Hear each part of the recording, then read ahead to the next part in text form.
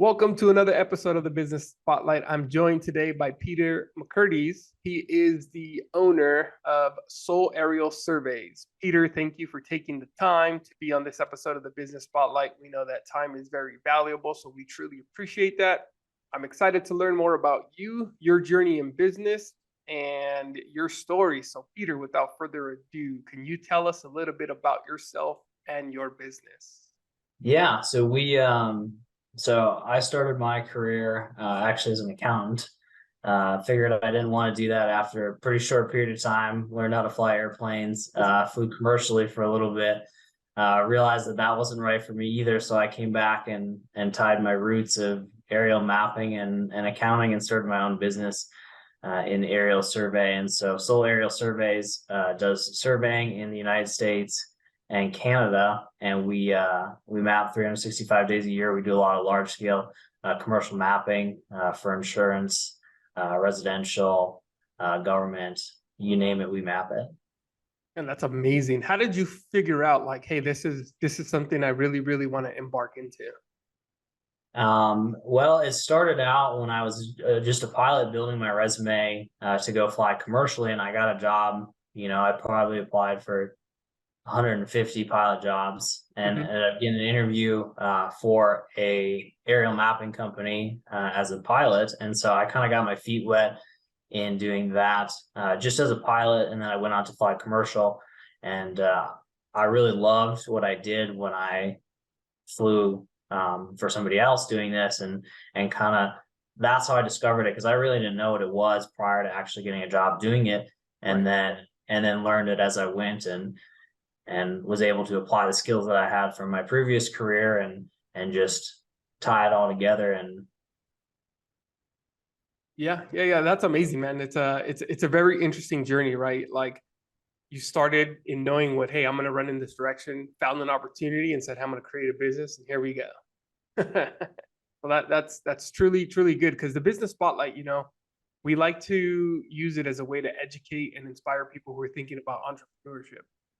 So, with that being said, what are you most excited about with your business in 2023? 2023, it's gonna sound corny, but people, processes, and planes. Mm, This year that's kind of our motto, and it's all about investing in our people, our processes, and our planes. And we're excited to just really grow what those three mean to us.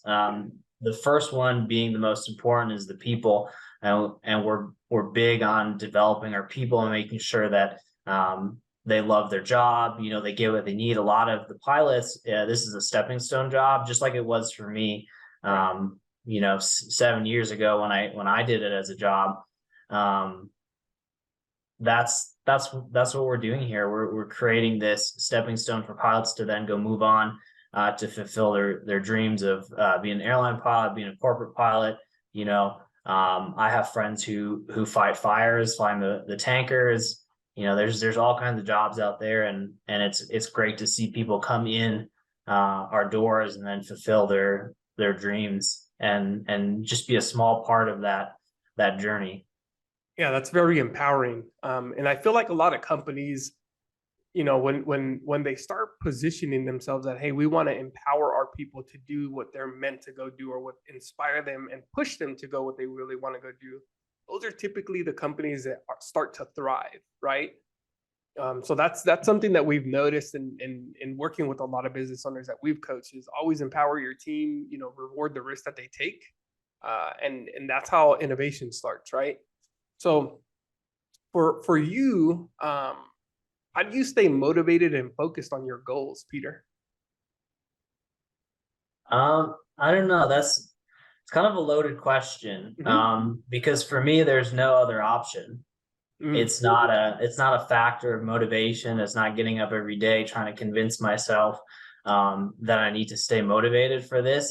It's the only option. It's failure is not an option. It's just how I'm built. And at the end of the day, I want to create something that people love to come and work for, and to love to say and take pride and say I work for Soul, say I worked for Soul. All of those things mean more to me than anything else. And and it's not something that I have to get motivated for. So I'm not sure that I can answer the question in the truest sense, but it's just who I am and how I'm wired, and I love getting up every day, Saturday, Sunday.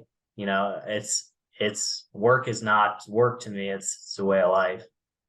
Yeah, and that's a really interesting point, right? Like when you truly, truly love what you do, at that point, it's not a job.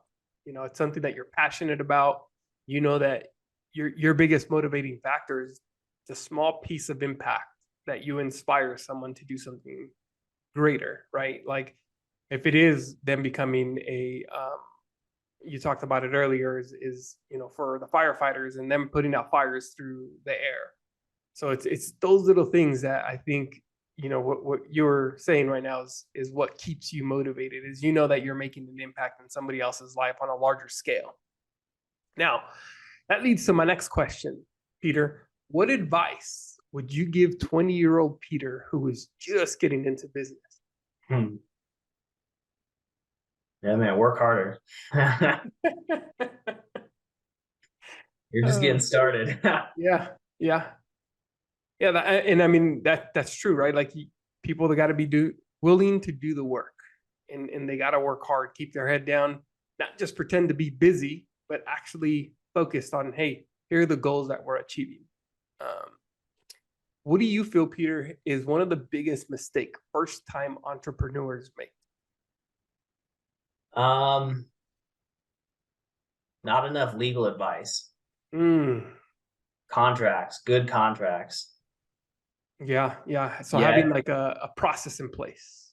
yeah, I think people shy away. I think people get scared of lawyers, attorney fees, paying, depending on the attorney, two, three, $400 an hour. I mean, you can go upwards in that depending on their specialty.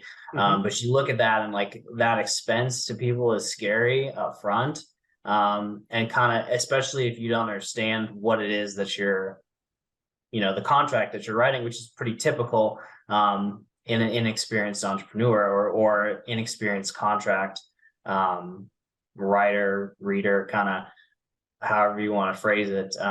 That's intimidating to go into a room with somebody or a phone call or Zoom call with somebody for 30 minutes that the dollars are just flying out every second. But I can tell you in the long run that that's going to save you money by having good contracts in place. It's really just putting in writing the mutual understanding that you have between two parties. That's what it is. It's very binary. It's yes, no. This is what we're talking about, and I think it's a good exercise with anybody that you do, whether that's a client or a vendor or an employee. Is just going through what is the expectation here. What do you expect from me? What do I expect from you? And then you document it. You put in a contract, and everybody is aware of what the other party expects of the other person, and then you move on. And I think you have a much better relationship when you have that set in place, and you invest the initial expense into doing that, and it just makes things better in the long run. Yeah, I think that right there is really, really valuable information. In what we've learned in coaching a lot of clients is that even when they have a partnership and there's a co-founder, a co-owner, it's typically a handshake agreement, and they don't have any contracts in place. And the impact that can have on a business could be detrimental. So I think that small investment that you're making into the attorney to write up all the proper paperwork and documentation for any business is key, because what could that cost in the end if those things are not in place and they're not written Yeah. right. So very, very good information, and I think a lot of people will find value in that. Now, as far as qualities, what qualities do you think an entrepreneur should possess? Um, I mean, I think the first one is hard work. Nobody's going to do it if you don't do it. That's Mm-hmm. end of the day. It's kind of for me, I'm not the brightest bulb. I don't have the most resources in the world. I really have nothing special other than the fact that I will not give up. That's really at the end of the day what I find to be my strongest trait. And so that's what I identify as the best trait in an entrepreneur. That's because that's what I define myself as. The other part for me is integrity. That's a really big trait. It's a small world out there, and if you don't treat people right, it's going to come back around on you. And even doing the right thing, even if it doesn't end up being the right result for you individually, that's how you're going to sleep at night. That's how I sleep at night, knowing that no matter what I do, I made the right decision. Whether it's the right decision for my business or not, it's the right decision for me and my employees and our shareholders. Everybody can relate to somebody with high integrity, and it's something that we take a lot of value in at our company. And me personally, if you can't do it right, you shouldn't do it at all. Yeah. And Yeah. I've said this for a while, that if I can't run this business the right way, that I don't deserve to be in business. So Yeah. Yeah. And I think that's a great quality, right? Integrity is something that's massive, and especially here in Vegas. Vegas is a big city, but it's a small town, mhm. right? Uh, People tend to know everybody here, and it's almost like we're 2 degrees from separation here. So integrity is massive, and I think that's really good advice for somebody who's just getting into business. Um, with your business currently, Peter, what's a big challenge that you're currently facing, and how are you tackling that challenge? Well, we're a little background on aviation right now. It's crazy. You had 2020, 2021, where essentially there was no air travel. And so commercial flights, the demand for commercial flights were way down. You had large airlines that had incentivized retirements for senior pilots. So you had a bunch of pilots leave the airline industry. And so now you have this uptick in demand after the end of COVID, and people are working again, and you have all this influx in the economy, and you have this huge backlog. And it took me probably the timeline was maybe like 6 months from inception at the airline to flying line. And then you have to do that in order to fill the backlog of basically scaling down for 2 years.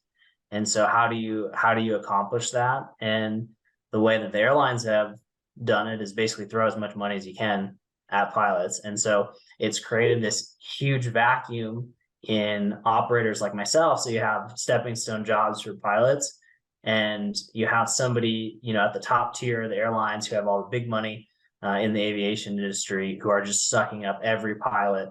And that's the challenge that we're dealing with, is that as soon as our pilots are able to move on, they move on. And we want that, but it makes it very difficult to staff an entire organization that is relying on good pilots. And that's the key, is good pilots.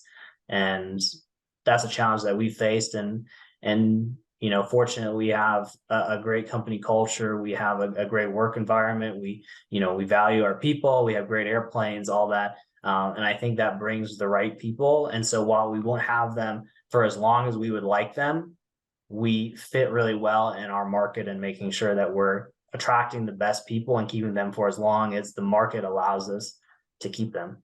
Yeah. Yeah. And I think that's really, really, really key right there, is that attracting the right talent, and that's something that we've heard a lot in the marketplace across all industries, that it's hard to find good talent. But I think when you have, like you touched on it right now, is your vision and your mission, right? And your purpose. And when employees see exactly what you do in that company culture, that's what keeps them around a little longer than what they want to be. But knowing that, hey, they have a clear path to that next stone, and you're empowering people to do something greater. I think that's what attracts good talent. From us working with a lot of other businesses. So good info. Your vision for your business in the future, how do you envision it?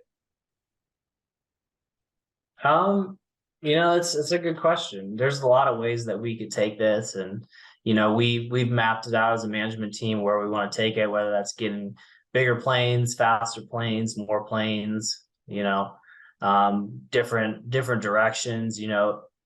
I'd be naive to say that drones are not going to take over what we do. I think we're a long ways away from that. I think you're going to have autonomous flight of currently developed certified aircraft before you have a standalone drone that takes over what we do. So there's going to be a transition period where you see airplanes that are already manufactured, modified for autonomous flight, just like you kind of see with like a super advanced autopilot, let's say. Because I mean, a lot of the airliners now can go from startup to taxi to takeoff, cruise, landing, and back to the gate. They're capable of doing that, but the infrastructure is not there in order to do that. So we'll see. We'll see. We're gonna keep developing our people, our processes, and our planes, and see where it takes us. Back to the triple P. That's right. I like that. Now you touched a little bit, right? We're tail end of COVID, along this entrepreneurial journey. What have you personally learned about yourself, Peter? What about personally? Patience. Patience. Yeah, I think it's a super important skill. You talk about what's the skill of an entrepreneur. Patience is definitely one of them, and something that I've had to learn about myself. And making sure that you're patient. You need to work hard and you need to get after it, but at the end of the day, you need to be patient, because hurrying up to do the wrong thing is not always the right decision. So to trust yourself, the patience to be able to kind of develop what you're doing, and believing in yourself in order to make sure that you fulfill your vision is very important. Yeah, that's spot on, man. I couldn't have said it better myself. Is patience is a virtue, truly. And in business, you have to you got to see things through. Rushing things leads to messy. So definitely knowing that, hey, you got to have that patience to foresee what your vision is, and then seeing it all come to fruition. That's when you start, things start to get very fruitful. Yeah. As we wrap up the business spotlight, what's the best way for people to connect with you, get a hold of you if they're looking for your services? Yeah, probably our website. We have that was a big project for me last year. As an entrepreneur, you got to be responsible for everything, whether that's developing your website or, cleaning the office. That's all part of the job. But our website has all the contact info to reach us. And, whether you're a pilot looking for a job or you're looking for our services, our website's the best spot to do it. You can take a look at the website. The website is www.soulaerialsurveys.com. It's right there. Perfect. Like it. And then one final question is one of my favorite questions is, hey, Peter, what's one question that I did not ask that you wish I did ask?